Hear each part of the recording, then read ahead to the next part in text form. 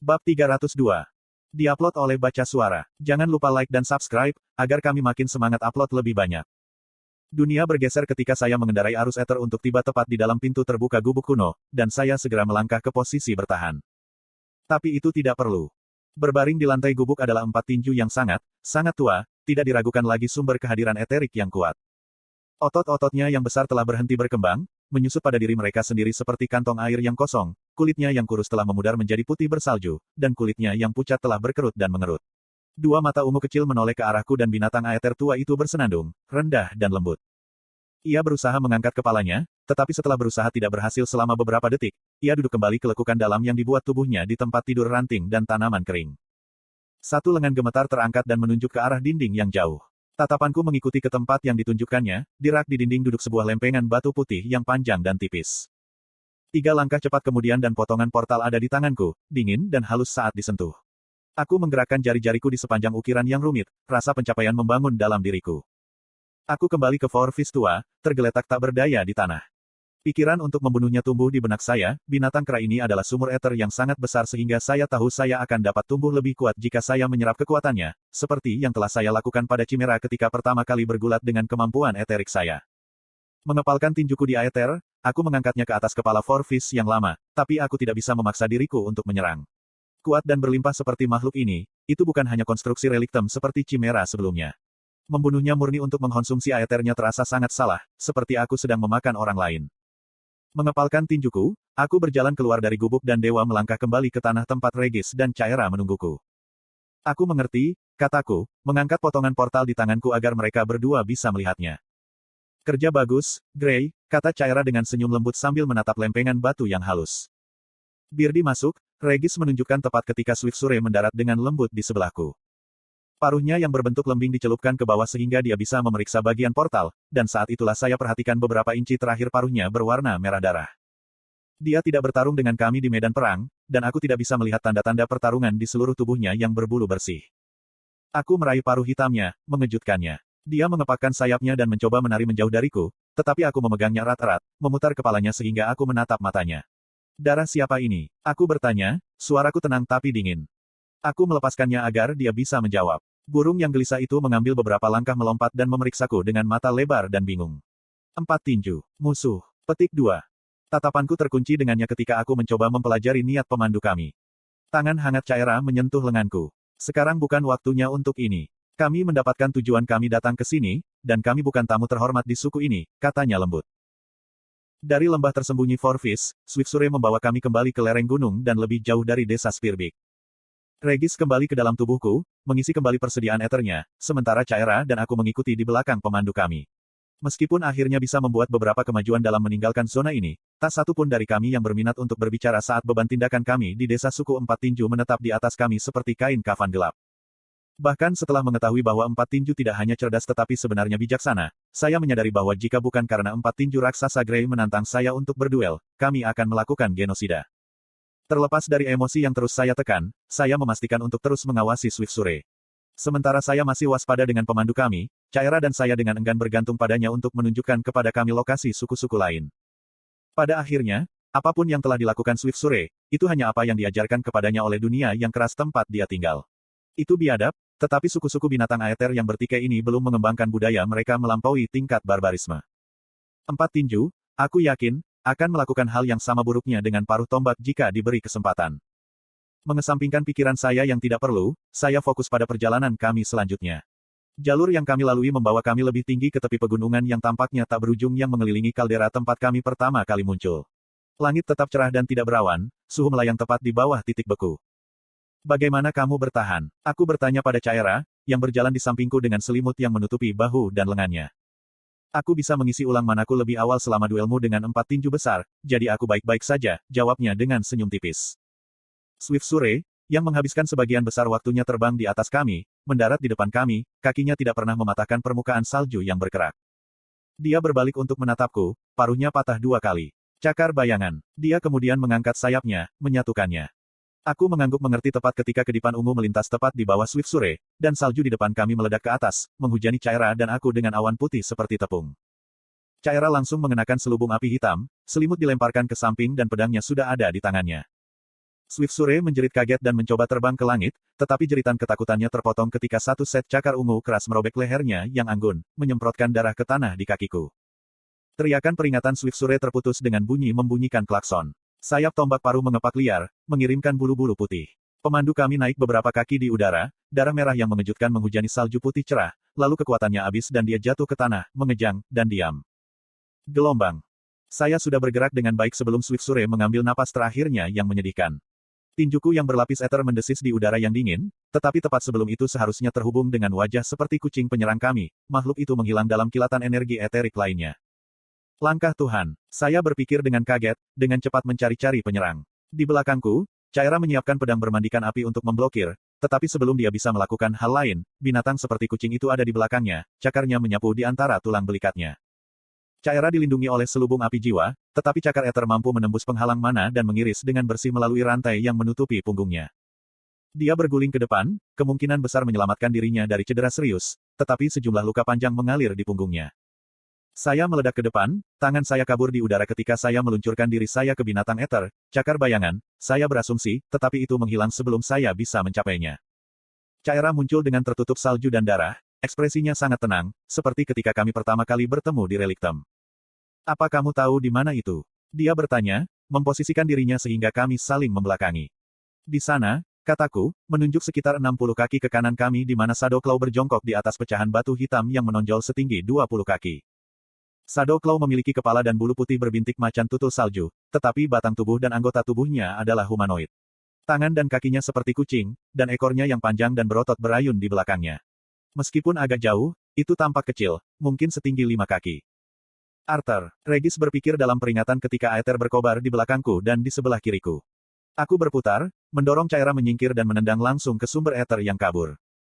Serangan balik saya gagal terhubung karena penyerang saya sudah berhasil menghindar. Itu menebas kaki yang ditanam masih di tanah dengan cakar eteriknya sebelum menghilang lagi.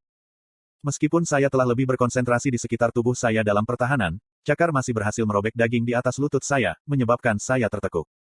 Menangkap diriku sendiri, aku membiarkan eter yang menempel erat di sekitar tubuhku meledak dengan kekuatan yang gamblang yang mengejutkan penyerangku sebelum bisa menindaklanjuti pembukaan. Itu bisa berteleportasi, tetapi ini memberi saya waktu yang saya butuhkan untuk menyembuhkan luka saya. G. Gray, Caira tergagap, meringis kesakitan saat dia perlahan bangkit. Ini. Maaf, kataku, menarik kembali kekuatan eterikku. Bangsawan Alakrian menarik napas dalam-dalam saat matanya terus memindai sekeliling kami. Namun, mataku langsung tertuju pada dua keberadaan eterik di bebatuan gelap. Sekarang kedua Shadow Claws berjongkok di atas kami, mata mereka yang berkilau dengan hati-hati melacak gerakan kami. Saya menahan keinginan untuk God Step ke bebatuan untuk menghadapi dua Shadow Claws, memilih untuk tetap di samping Caira sebagai gantinya. Ketika Ether melengkung di sebelah kananku, tanganku melintas dan meraih binatang Ether seperti kucing ketiga di sekitar tenggorokannya, meremasnya cukup keras untuk mencekiknya tetapi tidak membunuhnya secara instan. Mata makhluk itu melebar karena ketakutan, lalu cakar Aethernya yang sangat tajam merobek daging lengan bawahku. Aku meremasnya, berniat untuk mematahkan lehernya yang kurus, tetapi itu menghilang seperti yang lain. Pada saat yang sama, pedang Caira mendesis di udara tepat di bawah lenganku. Beralih ke titik batu, saya menemukan ketiga cakar bayangan memelototi kami, satu menggosok dengan hati-hati di tenggorokannya tempat saya meraihnya, jejak darah mengalir di kakinya yang berbulu.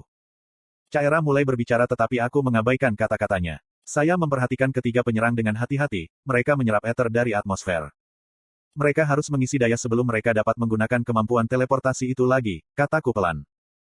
Sempurna, kata Caira saat dia melangkah di depanku, ekspresinya tenang dan sedingin es saat api hitam menari di bilah pedang merahnya. Tiga Shadow Claws menegang saat api benar-benar menelan pedangnya. Dia melebarkan posisinya dan menusukkan pedang ke depan, melepaskan semburan api yang ganas ke arah pecahan batu hitam. Shadow Claws meledak dengan serangkaian lolongan ketakutan ketika dua dari mereka menghilang dalam sekejap energi eterik. Yang ketiga, makhluk yang aku tangkap saat menyerang kami, tidak seberuntung itu. Itu tidak punya cukup waktu untuk mengumpulkan ether yang diperlukan untuk menggunakan kemampuan teleportasinya lagi, jadi itu ditelan oleh mantra Caira. Slot iklan. Kamu bisa pasang iklanmu di sini. Untuk sesaat, Shadow Claw disorot ke batu gelap di belakangnya, dikelilingi oleh cahaya hitam yang menyala-nyala, kemudian binatang Aether yang seperti kucing dan puncak batu yang runcing itu hilang, hancur seluruhnya. Raungan marah dan sedih dari belakang kami membuatku berputar. Shadow Claws yang tersisa berada 50 kaki jauhnya, berjongkok di salju dan meraung sedih. Saya mengambil langkah maju secara naluriah, tetapi ingatan tentang ibu empat tinju yang menggendong bayinya untuk hidup yang berharga membuat saya goyah. Tatapanku berkedip ke Swift Sure, berkerut tidak wajar di hamparan salju merah. Dia telah mempertaruhkan nyawanya meskipun hampir tidak tahu apa-apa tentang kami, dan membawa kami ke rumahnya. Terlepas dari kewaspadaan yang saya rasakan untuk pemandu kami, kematiannya tidak hanya. The Shadow Claws telah berhenti melolong dan sekarang tampaknya terlibat dalam percakapan yang panas. Mereka terganggu. Sama seperti empat tinju, makhluk-makhluk ini telah menyergap kami dan menyerang tanpa sebab. Sekarang bukan waktunya untuk ragu. Mengambil keputusan, saya tidak memfokuskan mata saya dan jalan melalui eter menyala seperti jalan raya malam hari di dunia lama saya di depan saya. Itu adalah hal yang sederhana untuk melangkah melalui getaran, muncul di antara dua binatang buas yang berdebat pada saat yang sama. Sebelum mereka bisa melebarkan mata mereka karena terkejut, aku menebas keluar dengan bilah tanganku yang terbungkus eter, yang turun di bahu musuhku seperti kapak.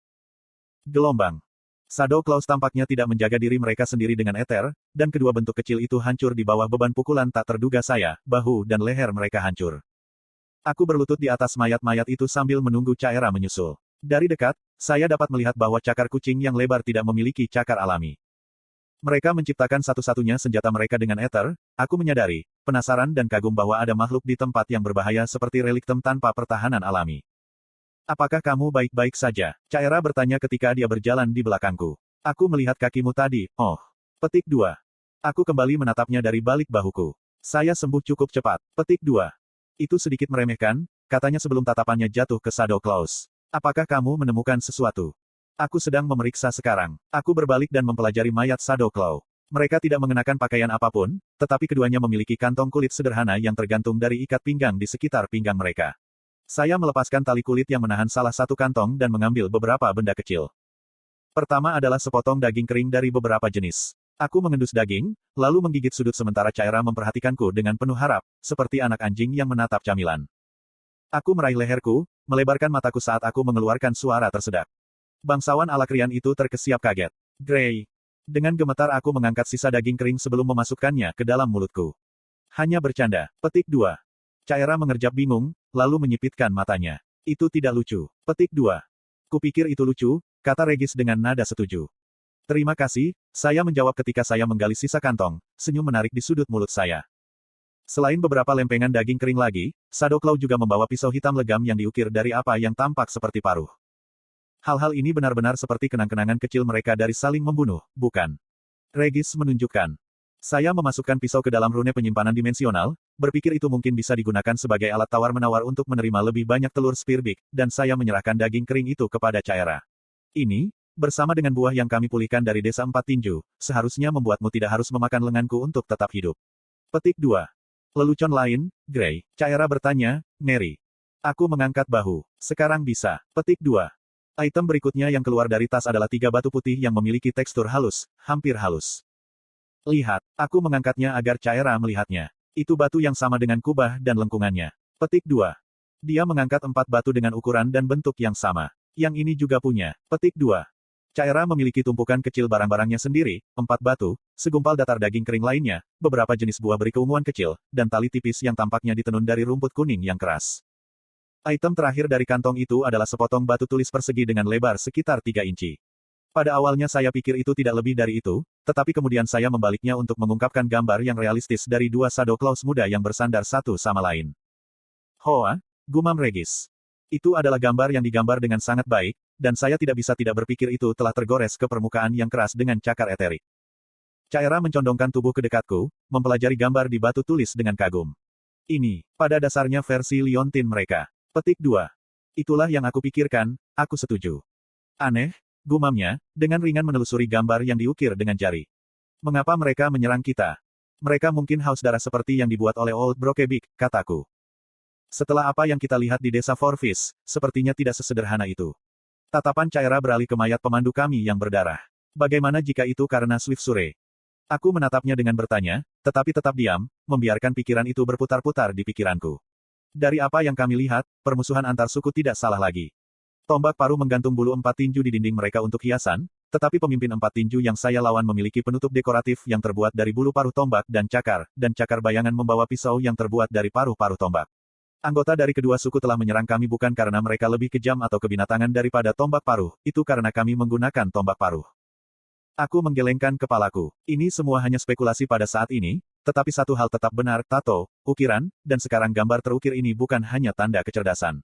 Mereka mewakili budaya yang berkembang. Kita harus pergi dan mengintai di depan, kataku, bangkit berdiri. Tatapanku jatuh ke mayat dua Shadow Claws. Tapi kita harus menyingkirkan tubuh-tubuh ini. Petik 2. Caira mengangguk dengan sungguh-sungguh. Kedipan api hitam di telapak tangannya segera menelan kedua Shadow Claws. Saya telah menggunakan sangat sedikit ether selama pertempuran, jadi alih-alih memanjat tebing berbatu, saya memilih titik yang tinggi di lereng gunung dan langsung melangkah ke sana, membawa Caira bersama saya sehingga kami bisa melihat jauh ke dataran tinggi. Di mana kami telah bepergian. Caira menghela napas tajam saat melihat pemandangan di sekitar kami. Sulit dipercaya Jin telah menciptakan seluruh tempat ini. Betapa mutlak penguasaan mereka atas ether bagi mereka untuk meninggalkan sesuatu yang aneh dan luar biasa seperti relictums. Gunung-gunung yang mendaki dengan tajam di sekitar kami tampaknya terus berlanjut hingga tak terhingga. Saya curiga ada beberapa trik untuk itu dan bahwa Caira dan saya bisa berjalan selamanya menuju pegunungan yang jauh itu dan tidak pernah mencapainya. Mereka tampak sedikit lebih dari latar belakang surrealis ke kaldera dan cincin puncak bergerigi yang mengelilinginya. Embusan angin menerpa rambutku yang berwarna jerami, dan aku menyadari bahwa beberapa awan kelabu sekarang mengganggu langit biru Gletser, dan tanda kuas, putaran kuning, hijau, dan ungu, memudar saat kabut halus bertiup masuk. Cuacanya berubah lagi, kataku pada Caira. Dengan level Ether Regis yang masih pulih, saat ini saya adalah satu-satunya yang bisa selamat dari badai keras di zona ini. Meskipun hampir menyerah pada badai secara langsung, bagaimanapun, mata rubi bangsawan Alakrian tetap teguh. Kalau begitu kita hanya perlu menemukan desa Shadow Claw itu sebelum badai datang. Petik 2. Dengan anggukan, saya memfokuskan ether ke mata saya untuk meningkatkan penglihatan saya dan mulai mengamati pemandangan di sekitarnya. Butuh beberapa menit untuk menjelajahi banyak lipatan dan lembah tersembunyi yang tersembunyi di sekitar dasar pegunungan yang lebih besar.